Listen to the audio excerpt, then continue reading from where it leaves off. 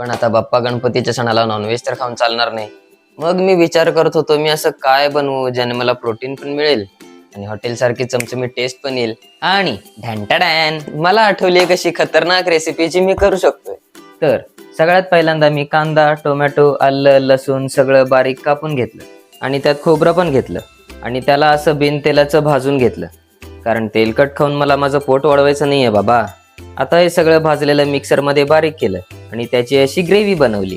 आता या ग्रेव्हीमध्ये मी थोडं मीठ, गरम मसाला आणि चटणी टाकली. आणि आता मजेची गोष्ट, मी तर सोया चंक 15 मिनिटं अगोदरच भिजायला घातलंय. आता हे भिजून फुगलेलं सोया चंक मी ग्रेव्हीमध्ये मिक्स केलं आणि पुढच्या 5 मिनिटात आपलं चमचमीत सोया चंक रेडी, ज्यामध्ये टोटल 26 ग्राम प्रोटीन. आता तुम्हाला वाटत असेल की मी हे बसून मस्तपैकी खाईन. मम्मीचा फटका विसरलाय काय? कुणाला समजायच्या चुपचाप हा मांडलेला बाजार आवरून घेतो.